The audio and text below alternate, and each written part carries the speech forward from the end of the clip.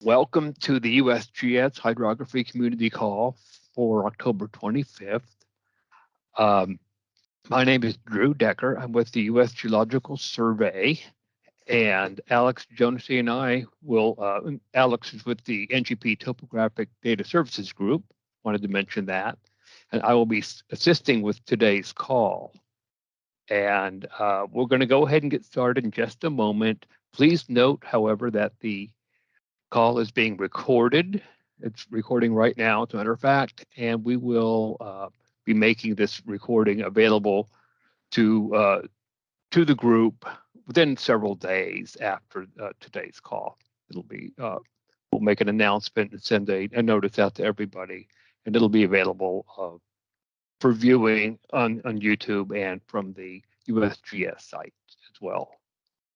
Although we're not going to get going in for just a couple minutes, I do want to note that today's featured topic will be using Google Earth Engine to generate monthly to weekly maps of surface water, and it'll be presented by Chris Soulard with the USGS Western Geographic Science Center. I do want to note that the community calls are held on behalf of the USGS Hydrography Program. The Hydro Program leads are Steve H.L. Subuto and Sylvia Truziati. And so what we do is typically open the call with any announcements from the Hydro team and leads, and then we'll have our scheduled presentation, have a little time for questions and answers, and close with any announcements from our group, which could be anybody here on the call.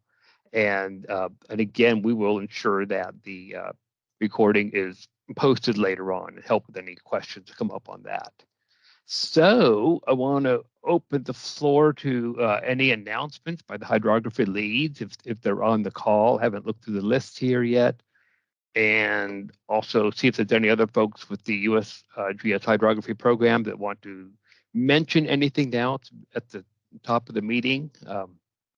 Anyone here from the program who has a quick announcement? Going through the list, let's see who's here.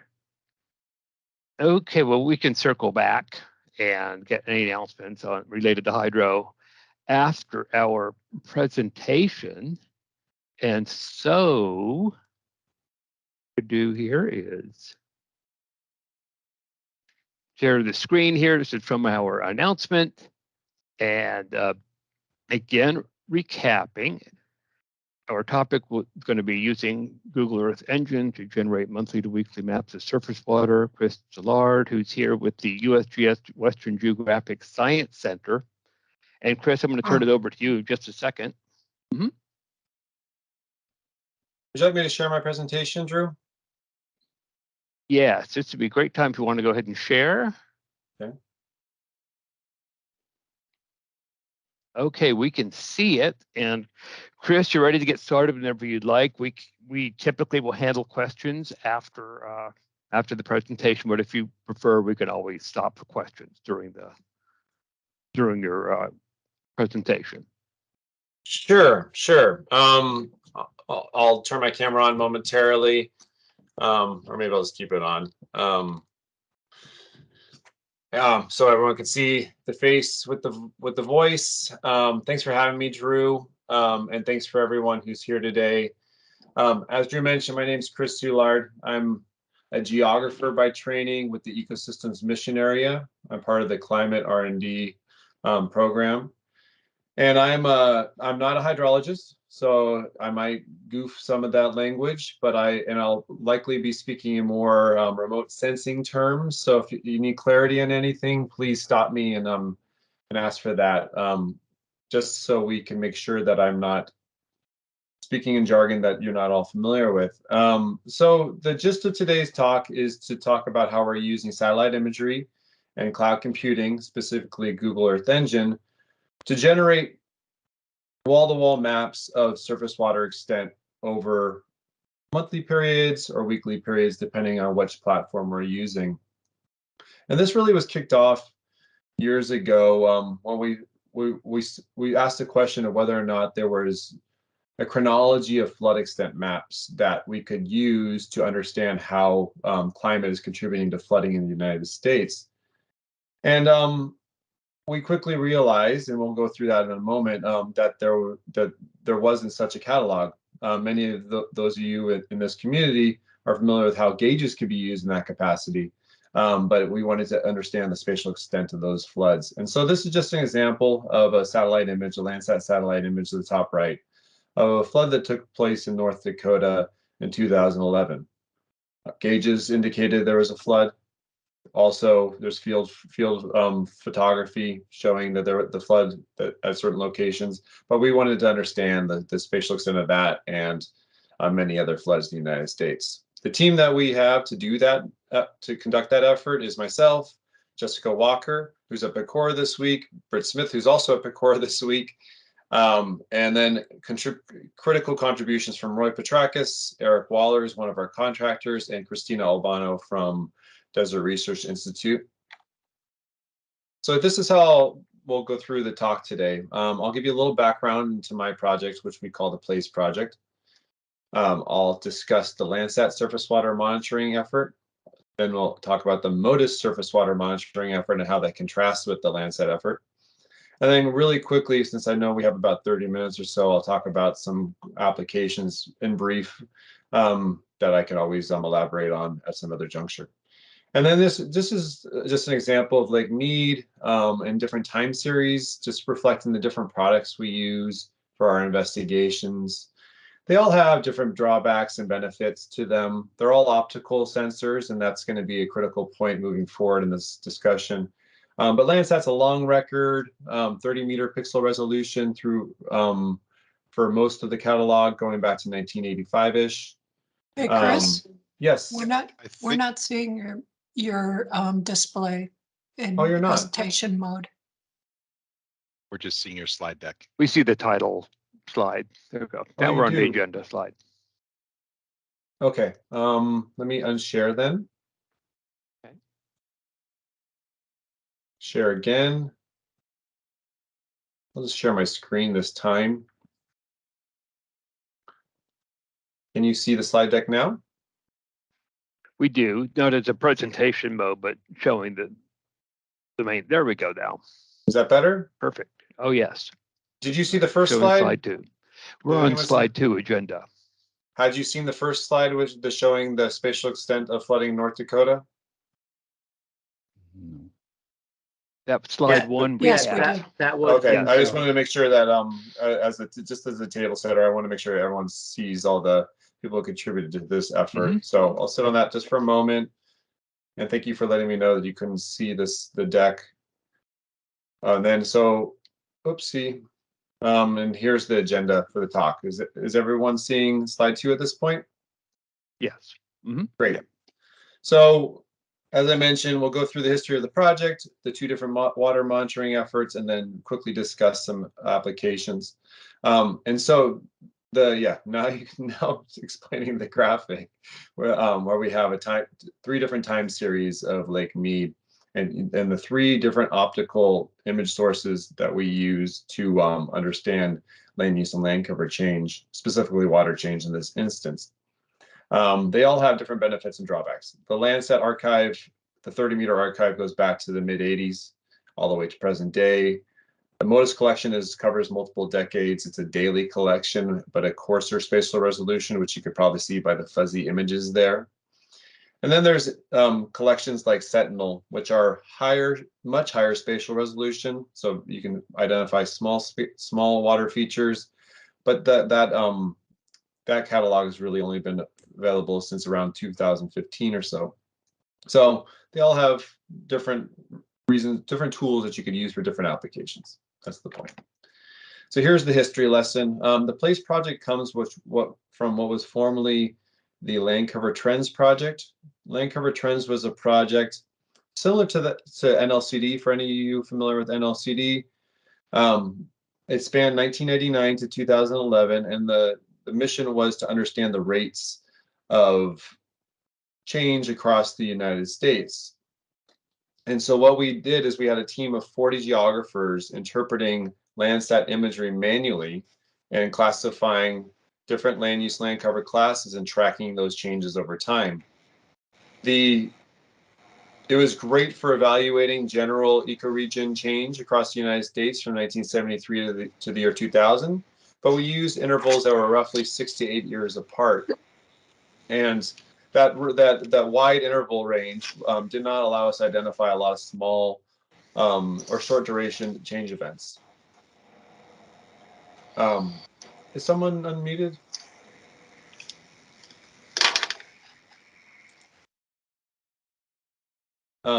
And so what we did at the end of this original project, we quickly realized we needed to ramp up the cadence of those image collections, not necessarily ramp up our interpretations and the density of the image collections in order to understand short-term changes. And that's where place came into play, is where we started looking to the cloud to allow us to evaluate changes over very short periods of time. And this also coincided with the Landsat archive being opened up, so we didn't have to pay for individual scenes. So it was kind of a perfect storm where we could now look at really dense time series of imagery to understand these short-term changes.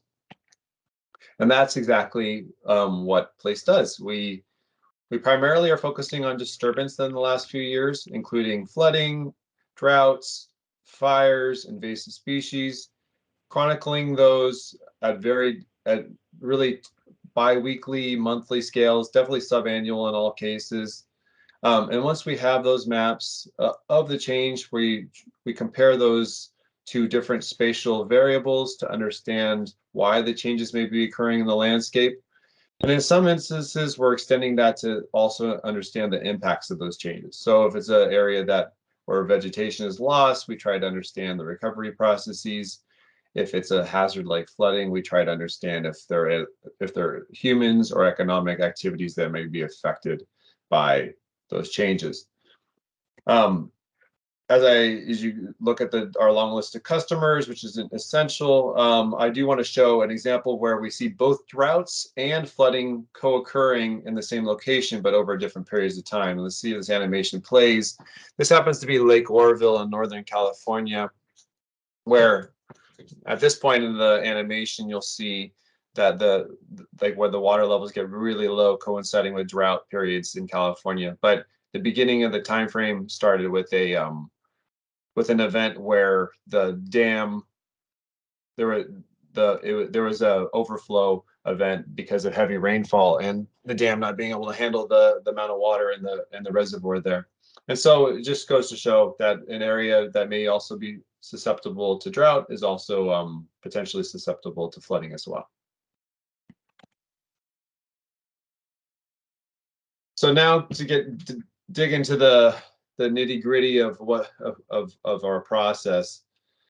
The first effort we had to understand surface waters was kicked off in roughly 2018, where like I mentioned, we wanted to compile this catalog of surface water extents associated with flooding and tie those back to climate variables. And so the thought was Landsat has a long enough record that having many observations and a long climate record allow us to look at the relationship over a long period of time.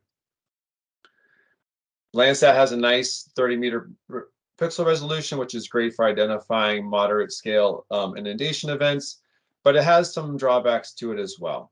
Being an optical satellite, and this applies to all optical satellites, if there's clouds obstructing the view of the land surface, then you cannot see the land surface. And actually, this example here from the Russian River, you do see flood extent, but you also see a little cloud that is a good example of what we're dealing with, where we have clouds obstructing the land surface.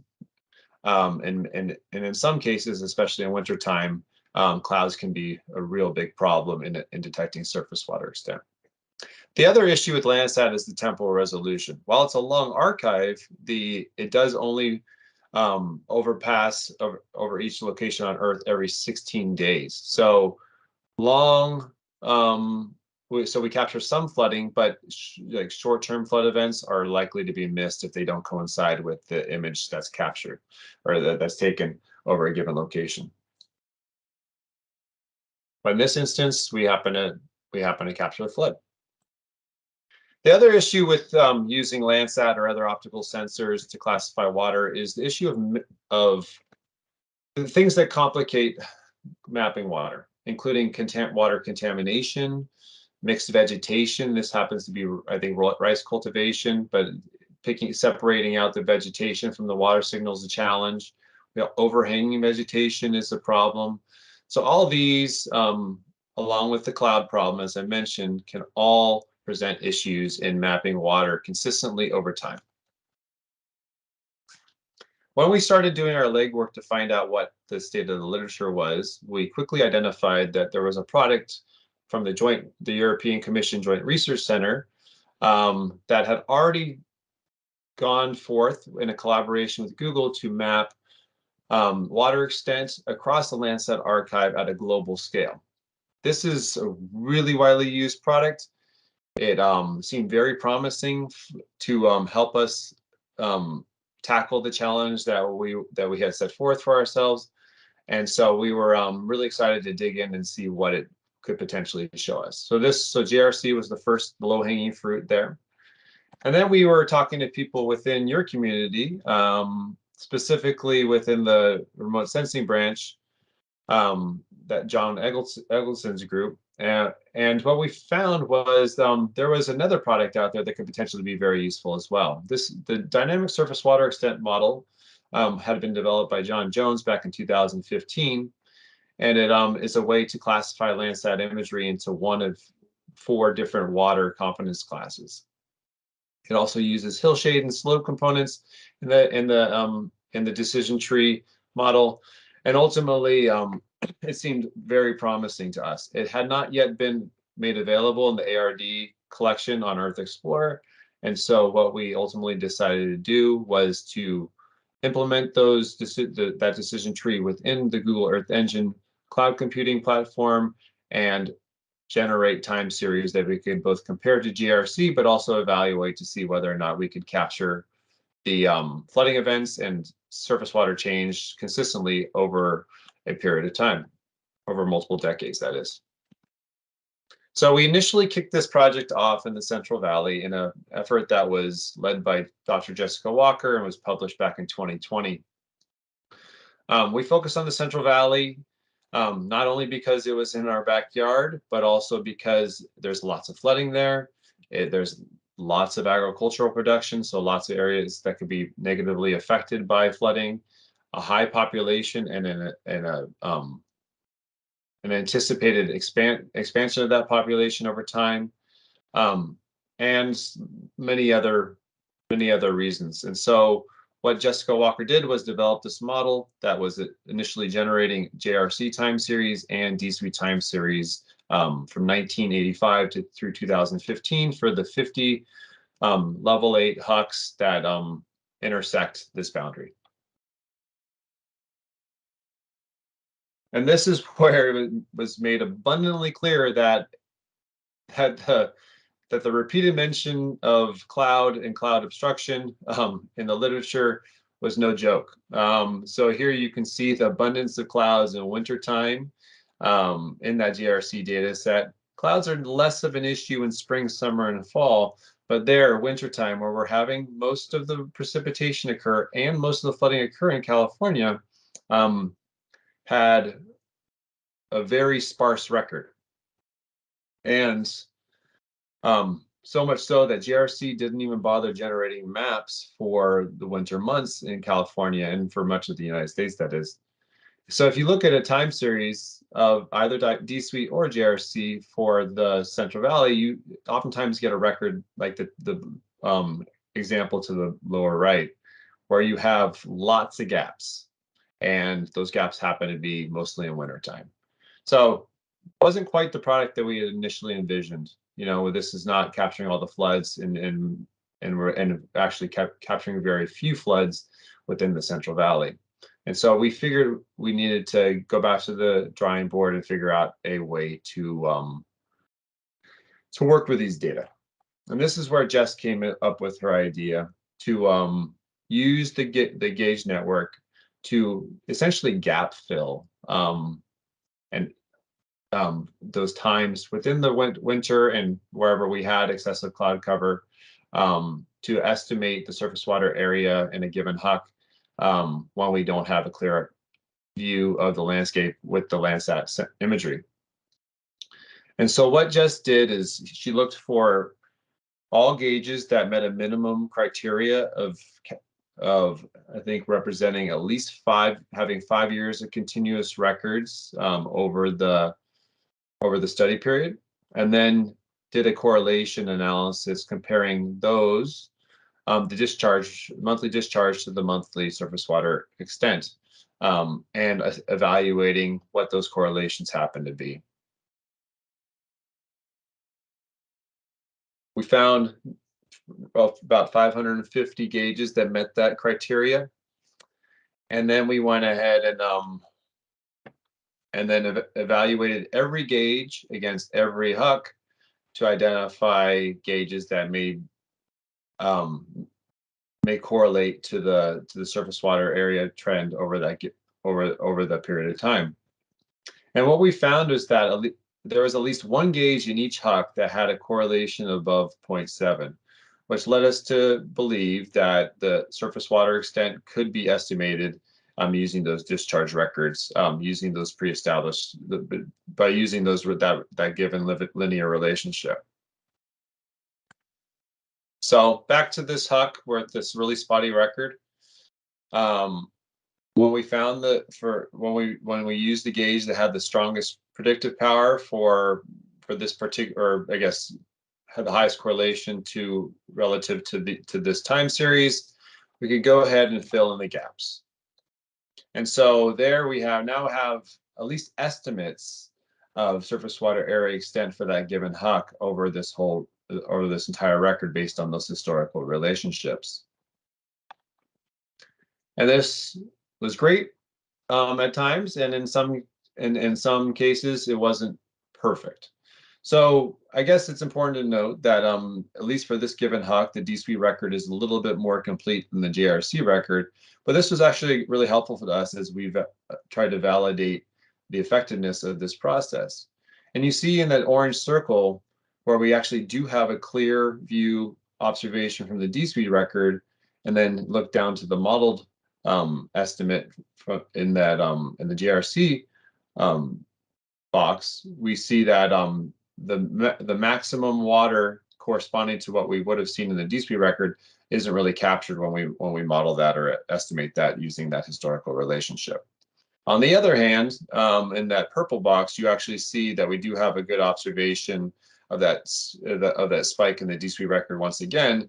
But then when we modeled it using the gauge to JRC relationship, we actually do represent that spike pretty well. So there's places where this process works extremely well, and there's also instances where it doesn't work as well as we hoped. But nonetheless, it did leave us with a good sense of what those complete time series might look like, just in terms of the area estimate for a given HUC. This still didn't really go back to our original intent of mapping the spatially explicit location of the flooding that may have occurred when we didn't have observations. And this is where MODIS comes into play. So as I mentioned in passing, and it's important to kind of harp on it now, the MODIS catalog is a daily collection rather than that 16-day collection that characterizes Landsat. So the nice thing about these daily images is that there's much more of them. And so our thought was perhaps we can cobble together 5 days in a row of MODIS images, and by cobbling together those images, can we create a composite that's cloud-free over a short period of time and represent a flood that took place over a short period of time? Similarly, we thought, well, 5 days seems logical, but if we use 30 different images to create a monthly composite, we almost certainly will get a clear view of the landscape there. So then we can create a comparable and hopefully cloud-free product that will allow us to really understand the maximum surface water extent in that given month. And so that was the next process that we kicked off. And this is where Eric Waller came into play, helping us implement the D-Suite algorithm within Google Earth Engine.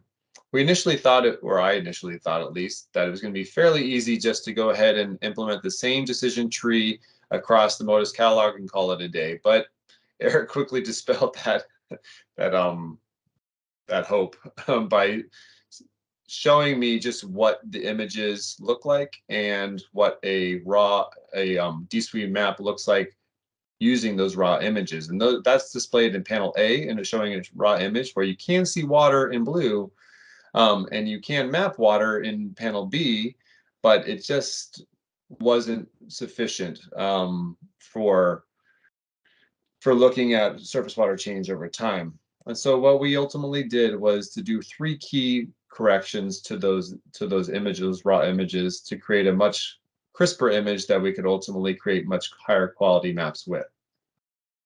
So the first thing that Eric did was do essentially a hillshade simulation.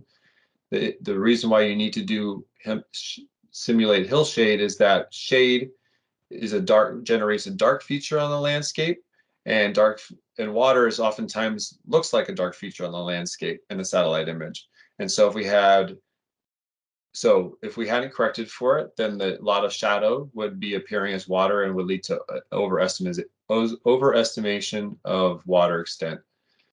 So, same goes for clouds. The clouds themselves are an obstructing factor, but the cloud shadow also creates dark features on the land surface, and then would also contribute to an overestimation of water area. And so what Eric did is he harmonized different MODIS cloud masks to simulate clouds in the landscape for each daily image and minimize those commission errors. And then finally, Eric used the different spatial resolutions and the relationships between those in the MODIS catalog to do a spatial downscaling and create a 250-meter simulated product, which is that crisper image now that you see in panel C. And then if you contrast B and D, which is the pre-processed and then the post-processed D-Suite map, you see there's much more detail that we didn't get previously. And so once that was done, all those steps, we could then use the D-Suite rule sets, apply them across the daily images, and create 5, 10, 15, and then 30-day composites. And this is the results in a paper that I published in the middle of the year, where we now have these different time series. And if we look to the monthly and 15-day time series, we get very little cloud obstruction across those entire records for the state of California. And with those asterisks are indications of where we had more than 5% cloud cover at the state level. As we look to the 10-day composite products or the 5-day composite products, we see many more asterisks, which you may initially conclude, oh, that's really messy data, it's noisy, there's probably not a lot of good information there. And quite the opposite is true. Well, there is a lot of cloud cover, and that the theory that having 5 days of images would lead to a clear view of the landscape is incorrect. There are many instances where we do get partial views of the landscape, or still some clear images in the wintertime that identify flood extents. And one example of this is to the top right, where along the Eel River, we happen to have a USGS cam on the bridge. So in January 2017, we captured pre-flood and within flood conditions along the river there. When we went to go pull the maps for the same periods of time, we see pre-flood conditions in the lower left panel, and then in the lower right you see the larger extent of water across those D-Suite classes corresponding to that flood. And so this is one of many instances where those 5-day composites are quite useful in identifying flood extents. Perhaps the most underrated aspect of this procedure is now we can really cobble together a clear view of winter water dynamics and winter water extent for any given year in the MODIS archive. And this happens to be 2017 on the very lower right example at the confluence of the Sacramento River and San Joaquin rivers. And now we can see just how much different the water extent is in wintertime compared to different seasons in that given location. And that's really helpful for us looking at a whole year of surface water dynamics that we couldn't previously do with the Landsat approach. And just to hone in on winter a little bit more, as I mentioned, the winter cloud obstruction was such a problem in Landsat that on average, we get about 5% cloud cover in any given winter scene if we were just looking at the Landsat monthly products. But if we look at any of our 4 composite products, we get less than that. And I think most amazingly, in the 15 or 30-day products, we get less than 1% cloud cover on average in wintertime, which is really helpful for getting clear views of these winter extents. And this just happens to be 2017 around Sacramento, where there's a lot of rice cultivation. But now we have these monthly snapshots that we can cycle through and really see the surface dynamics at play, which if we were looking at the Landsat archive, we probably would have a couple gaps there where the cloud cover was just too excessive. So really helpful. And like I said, this was a published product in roughly in the middle of the year, and we've gotten pretty good reception from it. So the next step was to take this California-based model in Earth Engine and see whether or not the rules that we applied in California would apply to all of CONUS. And so it was a pretty big lift to change those parameters and then run off these national maps. But it was a fruitful exercise because it corroborated or just verified that some of the things that we identified in California were also true nationally. But also we identified some other issues that I'll talk about in a moment. So the first thing we did a qualitative assessment. And what we found is that both in California and also the CONUS scale, that 250-meter spatial pixel is really effective at picking out changes in large water bodies and moderate-sized water bodies. So we have the example of the Mississippi River at the top, then the Finger Lakes in the northeast, and then the Colorado River. But we're talking about streams and changes in stream extent. That's something that this MODIS product really doesn't do effectively because of the spatial resolution. If someone here was interested in that, either Sentinel or Landsat might be a more appropriate sensor to use, or something like NAPE if you really needed a small changes in a small water feature to be looked at. So it's not necessarily the right tool for fine scale features, but great for for larger features. The next step was to do a quantitative accuracy assessment, which we did at the ecoregion level, and we compared that in cloud-free times of the year to JRC reference data. And we found is that most ecoregions in the United States have between 80 and 85% accuracy compared to that JRC reference data, in some instances exceeding 90%. So we had it on our qualitative assessment and our quantitative assessment, and then we can go ahead and do this long-term trend analysis.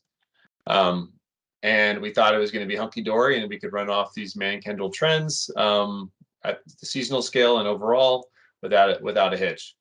And we quickly realized that that wasn't the case. So as spoiled Californians who without clouds throughout all of wintertime or snow cover on the landscape throughout all wintertime, doing the seasonal trends was far more manageable. But it was a surprise to us to find that even though we were looking at 30 separate images to create an individual monthly map in wintertime, the excessive clouds and snow prevented us from creating cloud-free composites in the northern states, in the northeastern United States in wintertime. So that affected our ability to detect winter trends for those given ecoregions. However, this was less of a problem for other seasons or for the overall time series where we had a complete enough record to do these trend analyses. What we found is that where we do have good data, we do see some interesting patterns emerge where we have this increasing trend over the 2003 to 2019 period in most of the Great Plains ecoregions, and a decreasing trend both seasonally and overall in the southeast and in the southwest. And so the last step that Roy Petrakis did in this national assessment was to go back to what Jessica had drawn up for the California assessment and once again scrape data from NWIS and gather all discharge records where we have at least 75% of the record shared between that and our period of analysis, and do the same trend analysis for those gauges. The reason to do so was to identify how well the surface water area trends that we mapped corresponded to the gauges that were co-located with the ecoregions, with the ecoregion trends that we reported. And so what Roy did is he pulled nearly 5,000 qualifying gauges and then ran this Mann-Kendall trend analysis for all of those gauges, and then compared the trend direction for those gauges to the ecoregions that they fell within. If we had a similar trend direction between the gauges and our maps, then we deemed those congruent. And congruency means nothing more than an early indication that the drivers that control for gauges and trends and gauges also control for the surface water area in those given locations. So between all those analysis, Roy published his paper probably about 2 or 3 months ago now. That's an open access, and I encourage you to look to that paper if you want more details in this national trend analysis. And I know we're losing time, and I'm trying to speak as slowly as I can because I am a fast talker. So, but I'll try to get through these last 4 slides pretty quickly. So we're going back to the Central Valley for a quick application where we're taking our surface water maps, both the Landsat and the MODIS maps, and intersecting those with cropland maps to identify areas of intentional and unintentional inundation that takes place in different crop types in different counties throughout the state. So one thing that we can do effectively is we can map this open water over time, but we can't necessarily attribute it to either intentional or unintentional inundation. What we initially did was just report it and then try to do our best to start to separate out what's intentional versus unintentional. And any of you who know California or know the Central Valley know that flood irrigation is a very common tool that's implemented in lots of different crop types, especially rice, because that's just inherent as just part of the rice growing process. So it was easy to spot it all, but it is just hard to attribute it all to the proper cause. And just a quick example of just how hard it is to just visually detect what's flooding or not flooding, and whether or not it's intentional or not. So anyhow, as I mentioned, this is a challenging effort because of the attribution aspect. But in doing this analysis, there were some really interesting findings. So what we found is that the timing and amount of irrigation aligns with typical farming practices for certain crops.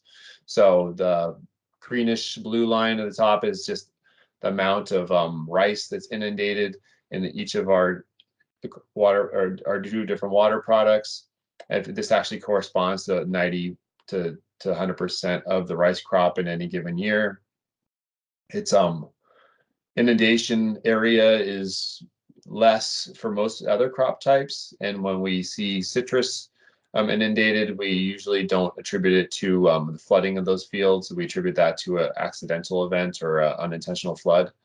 But we also have the ability to comb through these records by county, as I mentioned, or just to look at the distribution over a period, throughout a year, to understand kind of what the irrigation might look like. So you see that kind of bimodal pattern in the rice, and then you see some of the more winter-oriented flooding and irrigation for some of the other crops. And so this is all really helpful for us to understand what those irrigation practices might look like, and also to separate out those unintentional events in the things like citrus or vineyards where that's less likely to occur. And this is the last part is going to be very short. I received some preliminary data from our partners at DRI. We have a partnership as part of a USGS CSU agreement, and Christina Albano is our point of contact and the primary researcher on that. where she's looking at those wintertime flood extents that we provide to her from that MODIS catalog, and then comparing those to atmospheric rivers and the drivers that contribute to atmospheric rivers or explain atmospheric rivers to understand how atmospheric rivers might be contributing to flooding in the Central Valley. And so she did a principal components analysis to tease out the effects of different driving forces across known inundation events. And so in January 2017, for example, where we had a strong atmospheric river and a lot of flooding, a lot of the variables, the driving forces that explain the atmospheric river come out as highly predictive for that level of atmospheric river event. And it's important to note for those of you who aren't familiar with atmospheric rivers that in 2019, I believe, there was a paper by Ralph and others essentially categorize atmospheric rivers by their severity. And it's low as 0 all the way up to 5. They've said it's similar to that of earthquake magnitude ratings, but essentially AR5s are really strong events. And what Christina identified was that these AR4 events, which characterizes the 2017 event there, that's highlighted, do lead to large increases in surface water extent according to our maps. And then finally, Christine also has done a logistic regression where she's looking at precipitation and antecedent soil moisture and the relationship to conversions from not water to water. And she's gone ahead and taken that model to create these probability surfaces. So essentially what she's done here is under different scenarios of precipitation and antecedent soil moisture, she can highlight the probability of inundation at those given locations. So there's not a lot of difference in the actual areas that may be inundated, but as you might conclude from this figure, if there is more precipitation and higher antecedent soil moisture, then the probability of inundation increases at those given locations. So this work's ongoing, and we're looking forward to publishing something on it sometime in this fiscal year. So that's all I have for you. Thanks for bearing with me on this talk. And if you are interested in any of our publications, water or not water, please visit our website, and we have that and our data releases all located there. Thank you, Chris. That was great. A couple of closing remarks. I do want to mention something about the following call. We try to hold these on a monthly basis, as you know, but as we get to the end of the year, we're going to go on a slightly different schedule because of the holidays. We would not want to hold the call in late December. Instead, we usually have one call covering November and December, which is held at the end of November or early December. I'm thinking for this year, we're going to be shooting for Tuesday, November 29th, the last Tuesday of November, and at the same time as before, 1 p.m. Eastern time. And this is to avoid the week of Thanksgiving. That would probably be the last call of this calendar year. Tentatively planned for this, and I've talked to Sue a little bit about this, or just had a couple emails, is looking at some 3D HP updates from Sue, but that's tentative, and we'll chat later. And again, we're subject to change, but the day is pretty set. I think we want to aim for November 29th. I know Sue was on here earlier. I don't know if she's still here, but if she wants to say anything, that's great. Otherwise, we'll follow up with further emails to the group through the listserv. Okay, thanks everyone. See you in about another month.